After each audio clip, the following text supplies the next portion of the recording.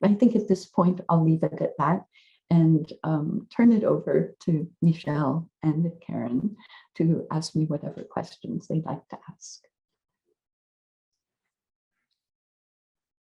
Thank you, Andrea. I think I just want to maybe just start by saying that to thank you again for the invitation to be here and to have this opportunity to spend some time with this rich and just wonderful book, this exciting book. And I'm glad that we get the chance to talk about it. And I hope the people who are logging in from their homes will get the chance to do so as well if they haven't already done so.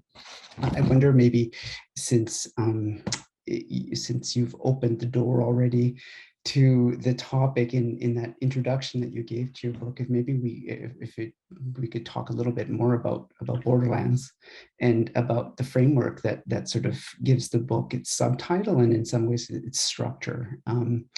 And you've already, I think, made the case quite clearly for the way that your work speaks to a kind of silence, or maybe not entirely a silence, but the North Pacific borderlands that you are so focused on here have largely fallen outside of the scope of inquiry carried out by most borderland scholars.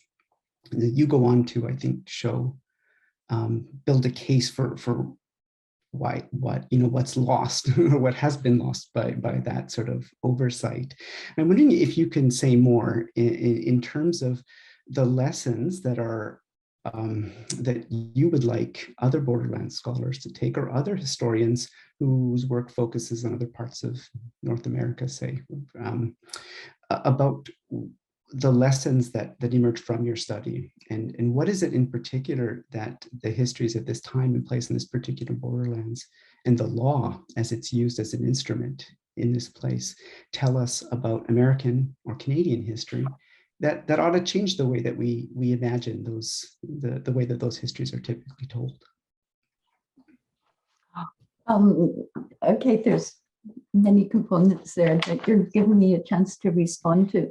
So just to start with the Borderlands framework, there are already all kinds of wonderful books on Alaska, on BC, and wonderful rich literature.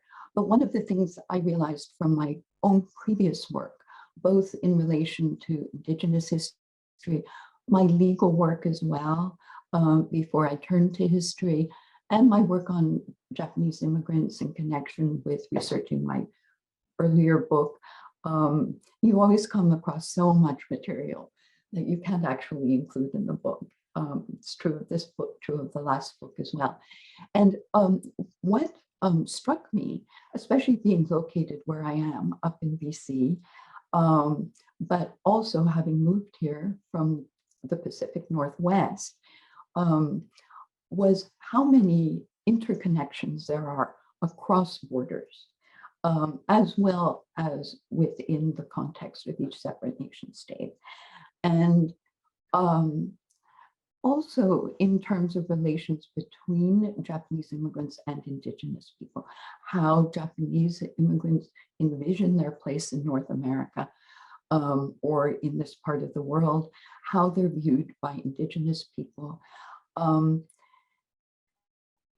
So one of the things the Borderlands framework seemed to do is to give me the tools.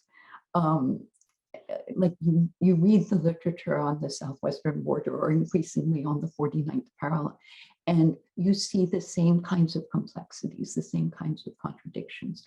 And it just seemed to me to give me the vocabulary and the way of thinking, of conceptualizing this place that would allow me to take account of all of these different pieces.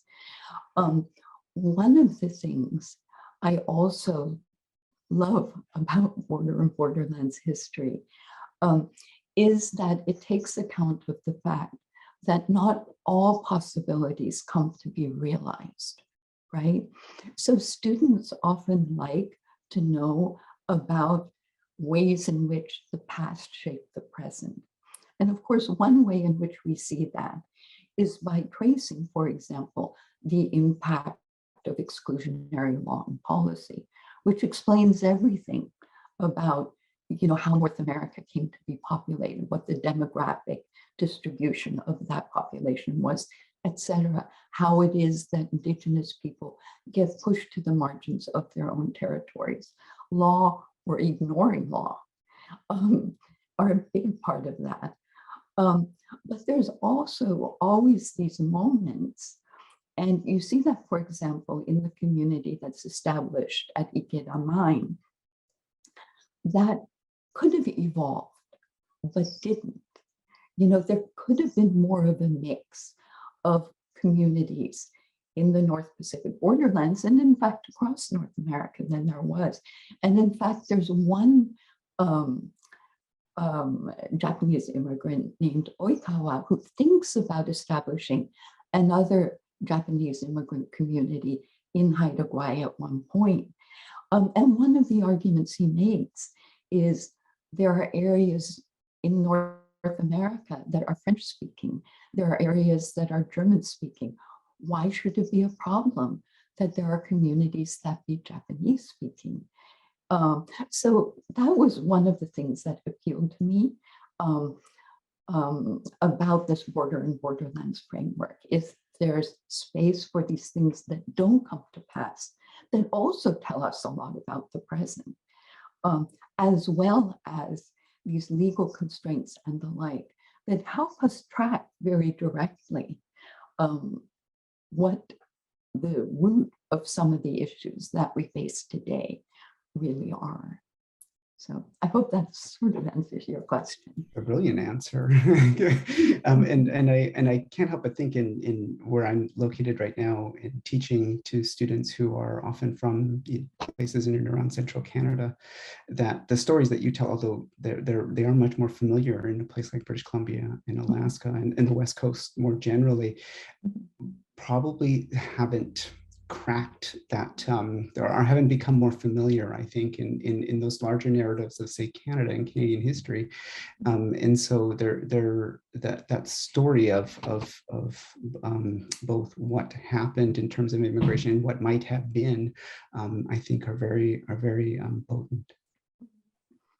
I think it helps to well, comparative history generally as well.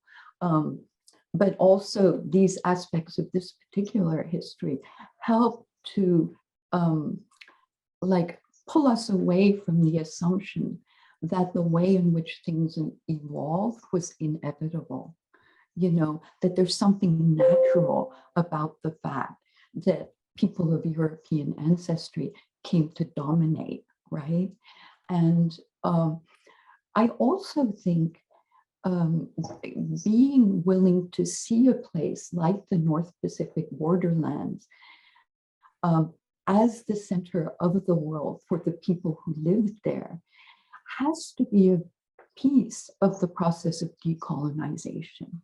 We're all thinking about that a lot these days, and not always centering the nation state, but being willing, for example, to center Indigenous people or Asian immigrants who settle along the coast and how they view the world is one step in doing that.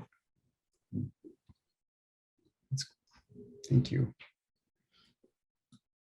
Yeah, I think, you really get into the complexities, of history and the nuances of history, and also as has been mentioned, really the paradoxes and the ironies. And that was one of the things that I was really caught with your book, is being able to speak to those paradoxes and sort of ironies.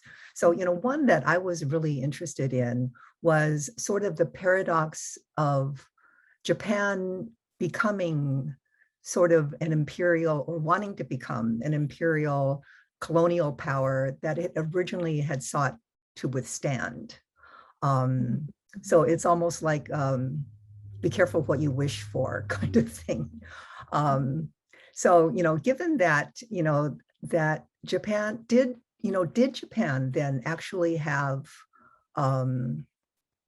plans or desires for North America, similar to what they did with Manchuria, Philippines, Ryukyu Islands, Taiwan, and that, is sort of on a macro geopolitical level. But I was also wondering, in terms of the Japanese migrants, as you say, how did it play out on the ground? Did they see themselves, as part of this larger national agenda, or were they kind of caught up in it? You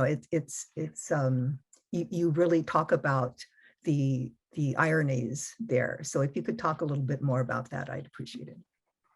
Yeah, one of the things I also, in the context of my first book, that I used to laugh at myself about was the number of times I used the word ironically, because you're absolutely right. This history is replete with irony.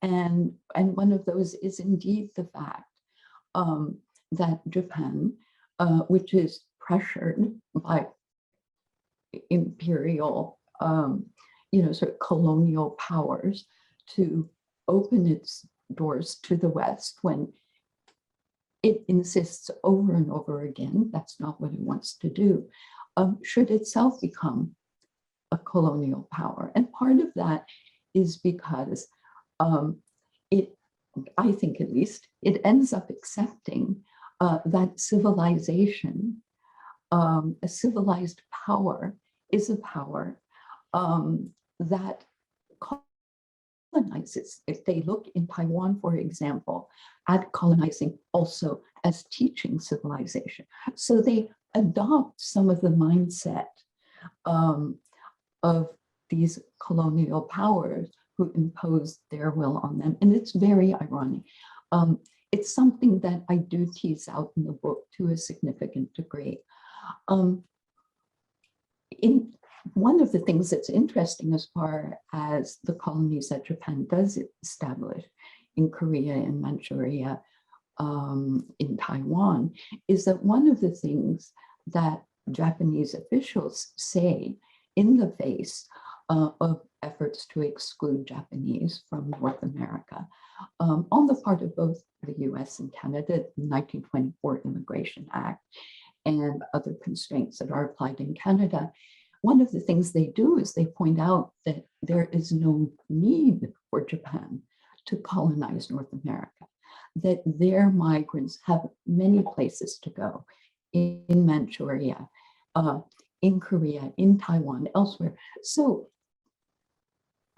it's really the people who make these claims aren't really being attentive to what people are pointing out, to the significance of what is going on. Japan focuses on what is largely a contiguous land empire. It's not really projecting itself across the Pacific. And the practical constraints on that are reflected in how far it gets during the Second World War. It attacks Hawaii. It never really sets foot on Hawaii, and it manages to seize two small islands in the Aleutian chain, but it leaves them by 1943. And so the simple answer is no, it has no real designs, at least that I'm aware of, on North America. But characterizing Japan in that way serves the purposes of a lot of different people, probably for different reasons, depending on who they are. That's generally the case from as early as the turn of the 20th century. So often this is located in time at a point when Japan has won the Russo-Japanese War. But in fact, you see these claims that Japan might invade North America even before it goes to war against Russia. It's very ironic. And then, of course, as the Second World War approaches, these claims become more and more insistent. And I do discuss some of these claims in a fair amount of detail in the book, and in part to try to show how absurd so many of them are on their very face. um, I'll leave it to people to go to the book to find that material. But yeah, the whole question of why people do that is such an interesting one. It's something I've been thinking a lot about as I was anticipating this book launch and the like.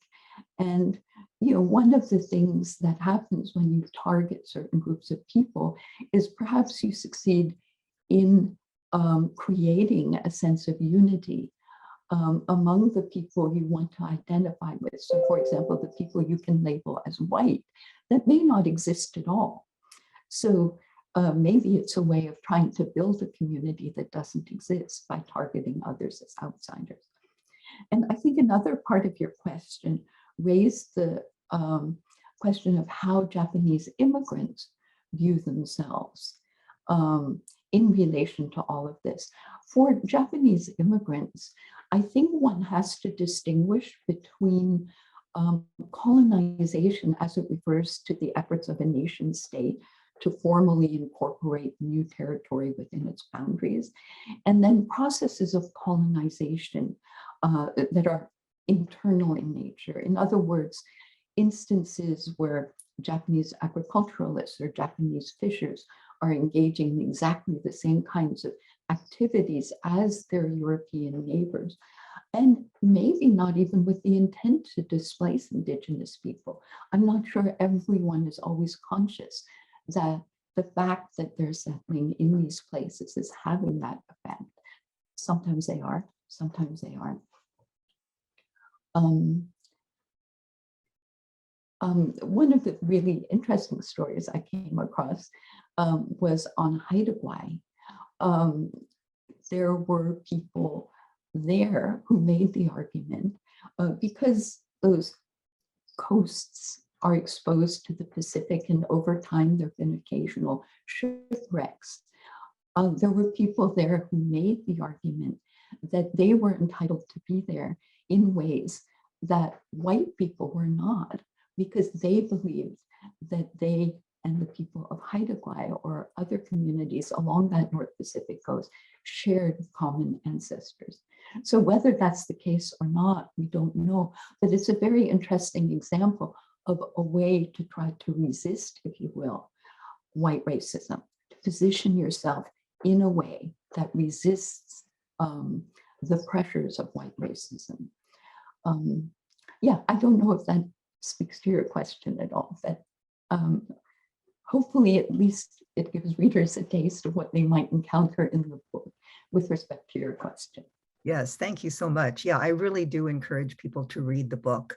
It just has, you know, like I mentioned, so many nuances and complexities, and, you know, especially not just on the borders, but, you know, sort of the symbiotic relationship between Japanese immigrants and indigenous, you know, and the ironies that you point out there are just really interesting and fascinating, and something that's not often brought to fore, I think. So that's, you know, one of the reasons that I really do encourage people to pick up your book and take a serious look. That's certainly one of the things I was trying to do in the book, was to place not only Canada and the US on the same page, but also Japanese immigrants and indigenous people, and the way in which law positioned each group and how this served a common purpose. And we see that both across the border. At times you see the US and Canada cooperating in marginalizing certain groups of indigenous people or Japanese immigrants. And then also within Canada or the United States, where you sometimes see different strategies, but at times they're complementary, at times they're parallel when it comes to both groups.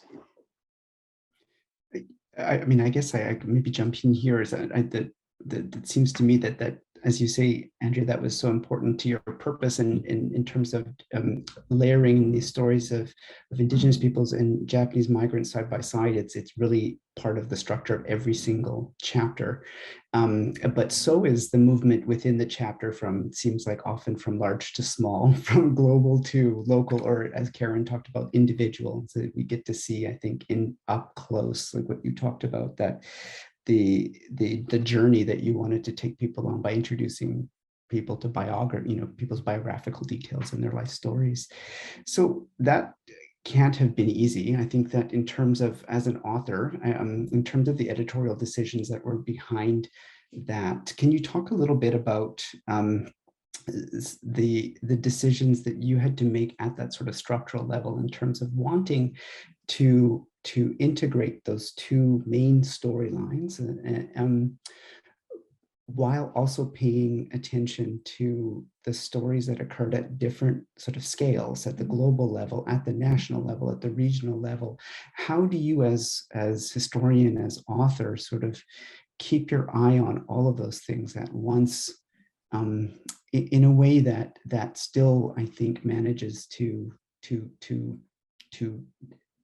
create a kind of through line that readers can follow? So what can you take us behind the scenes?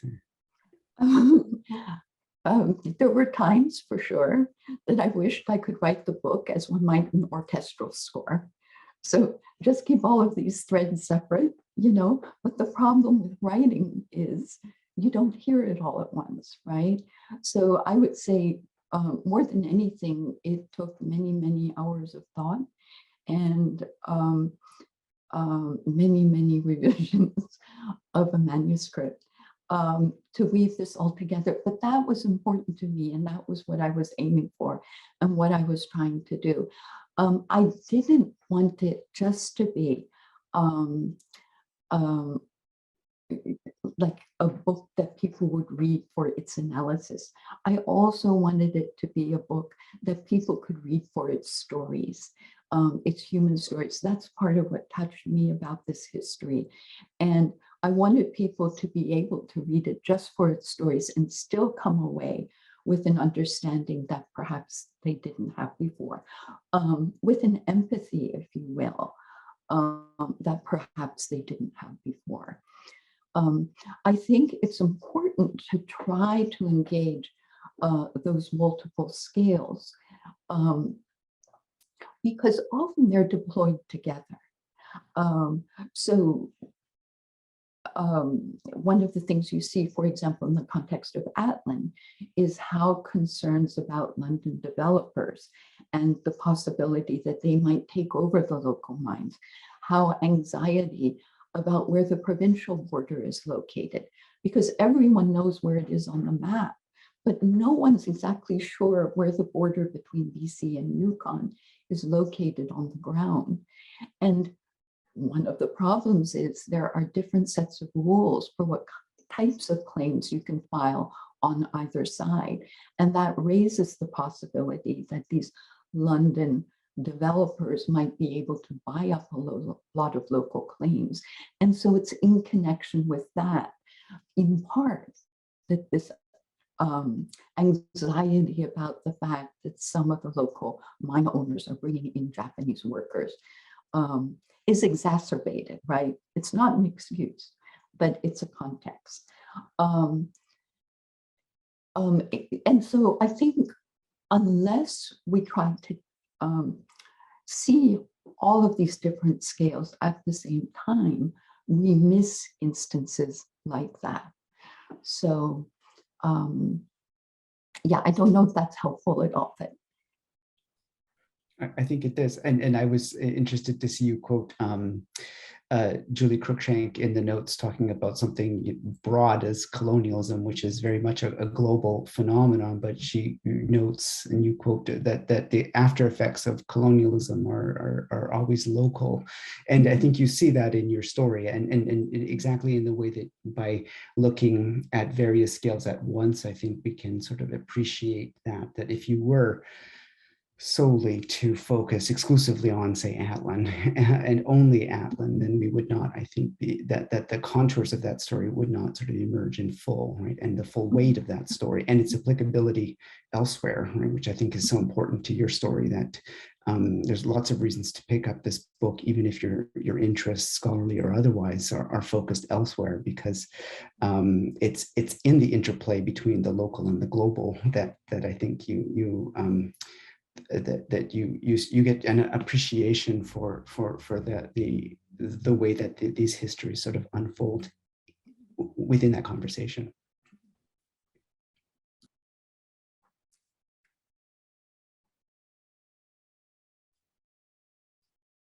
Sorry about that. We do have a question from the audience. I will sort of pose it to Andrea and maybe then return to Michelle and Karen if there are no others.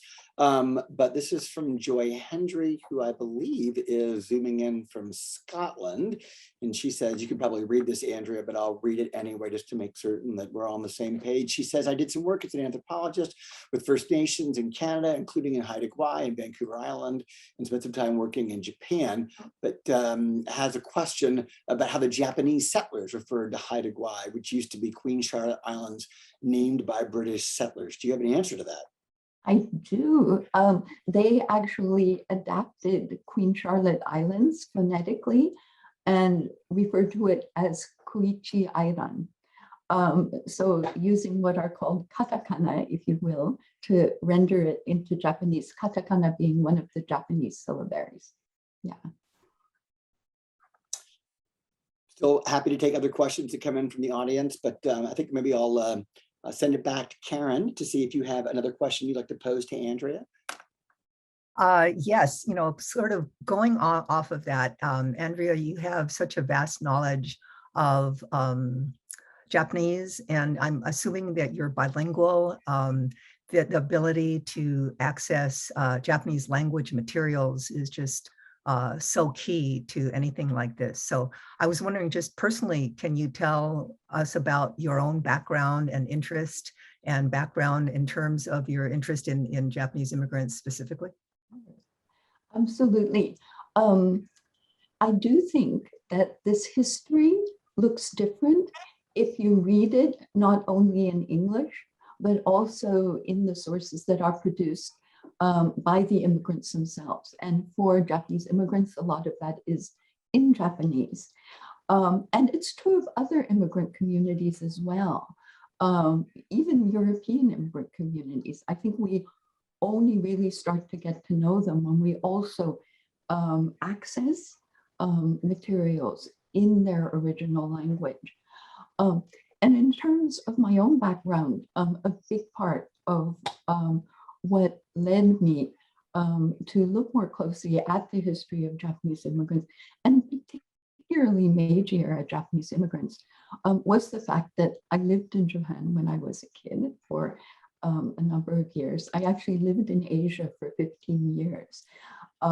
As a young teenager through my early adulthood.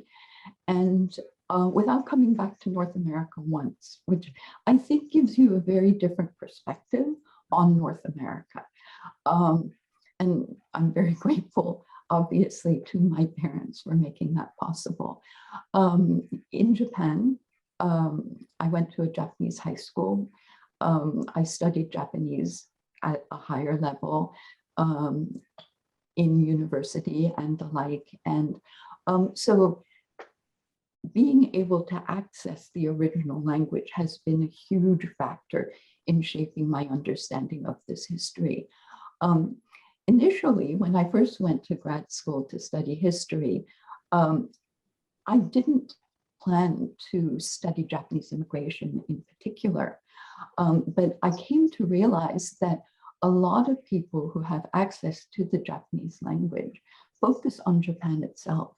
And I thought, how interesting would it be to also focus that same attention on the materials produced by Japanese immigrants in their own language. One of the reasons I was interested in that as well, in the Meiji period in particular, is that when I was a kid in Japan, which is quite a long time ago now, our elderly neighbors were all people who would have been born in the late 1800s, the early 1900s. So in other words, during the Meiji period. And, teachers who were enormously helpful, who shared their stories with me. I thank one of them in my acknowledgements in the book. These were all people of the same era.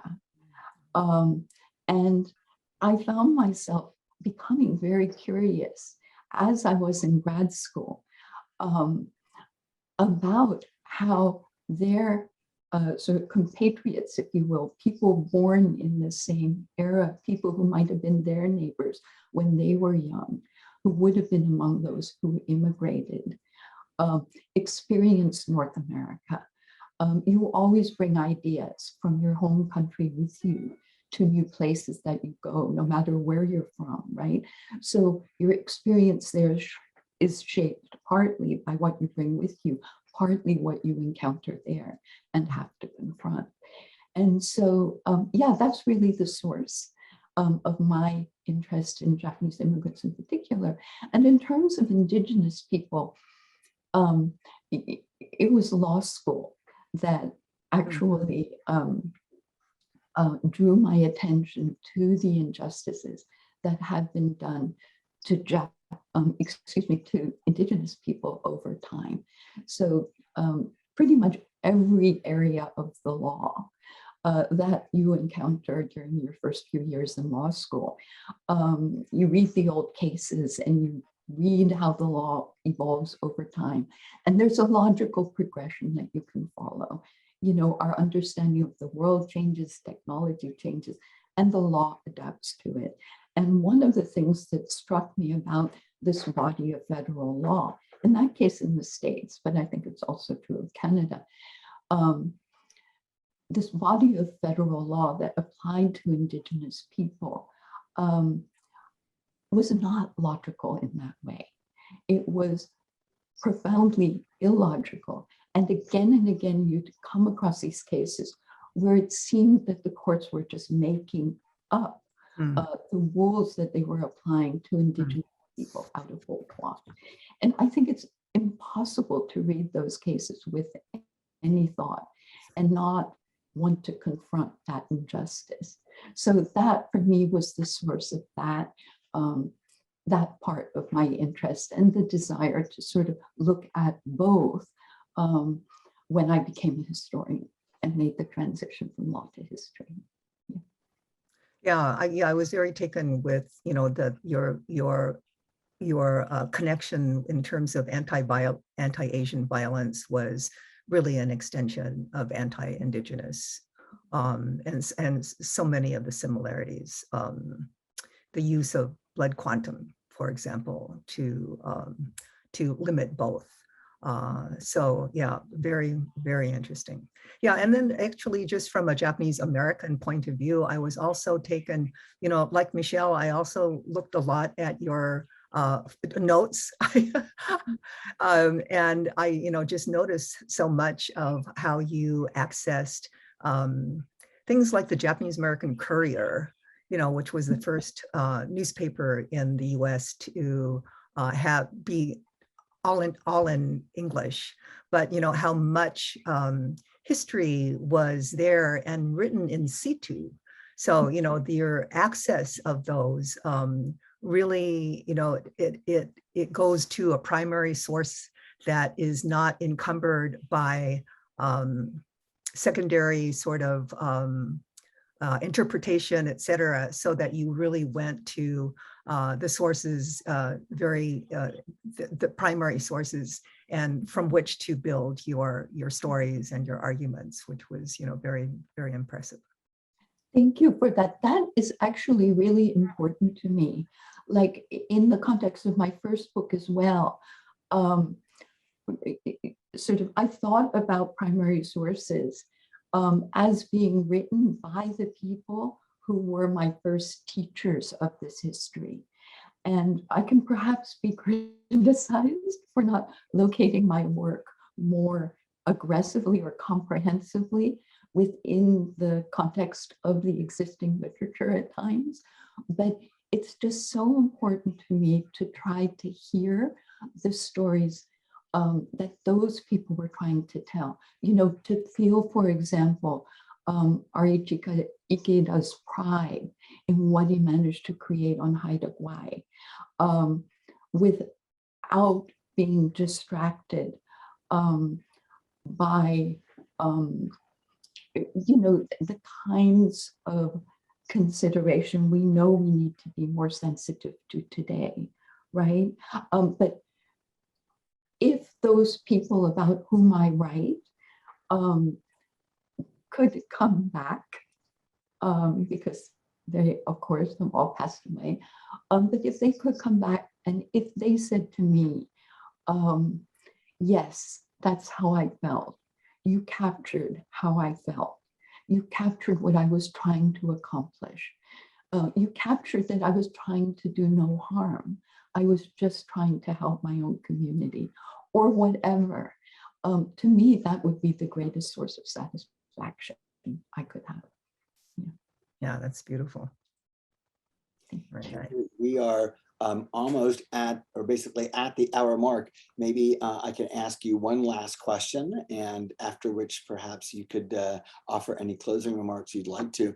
It seems uncharitable to ask this, having just published this excellent new book, but I'm wondering, as an admirer of both of your monographs, do you have anything planned for what comes next, or have you not thought that far ahead yet? I have been thinking ahead.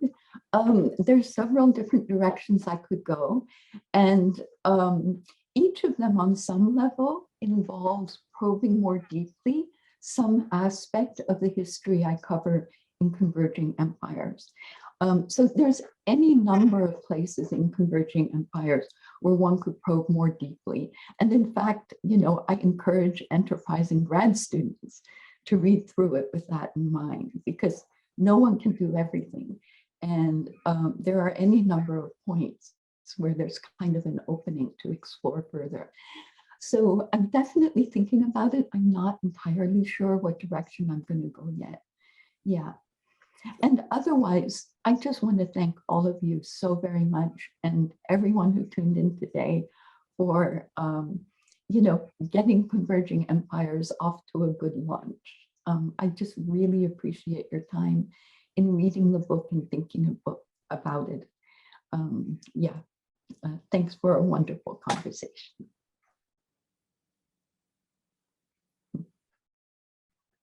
I think that concludes our program. So thank you. Thank you. Congratulations, Andrew. Yes, congratulations, Andrea. Thank you so much, all of you, really, truly. Thank you. Thanks a Oh, lot. that was amazing. I wish we had another hour or so. Thank you, Karen. Talk. I really learned a lot. Yeah.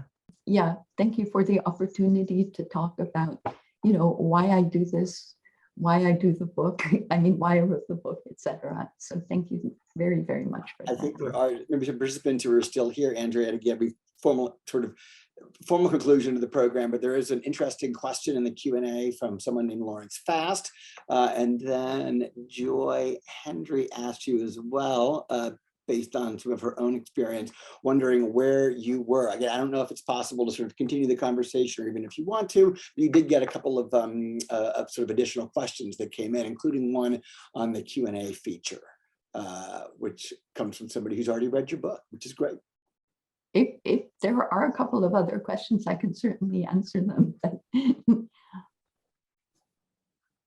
Well, I really appreciated your closing remarks about, you know, thinking about the people who have gone before, about whom you are representing, you know, that would say to you, you know, you've done good, right? You really captured me. So that was, yeah, that's very meaningful to me, and really insight into how sensitive your research is. And I just, yeah, really wanted to really appreciate that and underscore that appreciation. I really, really appreciate that. Karen. It provides insight into your methods, and so to do your notes, I think, and to your also what you raised in the closing about, you know, your call to action to graduate students. I think that your notes will leave this tremendous roadmap, I think, for other people who take up that call and who want to pursue some of the questions that you know might have just sort of begun. And so I think that those notes are a tremendous gift, or will be a tremendous gift to other scholars. I felt very bad when I sent them off to the press. Well, kudos to the press. You know, I think that's, you know, the other thing that I was that I was noticing here, just the care and attention that UNC puts into its copy editing, its indexing, or ensuring that these things are done to a standard. A lot of presses are running away from that, and not shying away from, you know, detailed notes, which I think are so important to your method and to your argument. And so, you know, kudos to you, but to the press as well. Yeah, yeah. No, I really agree. I'm one like Michel who almost reads the notes as well as as closely as I do the text. And, you know, being a museum curator, you know, I'm always telling my colleagues and my assistants and interns, you know, an exhibit is not a book on walls. So, you know, you have to think differently, you know, but here I am, I love the footnotes, you know, I would love an exhibit with footnotes, because I do think that, and especially your point, Michel, of, you know, providing roadmaps for other scholars, you know, I think that's so important to pass on.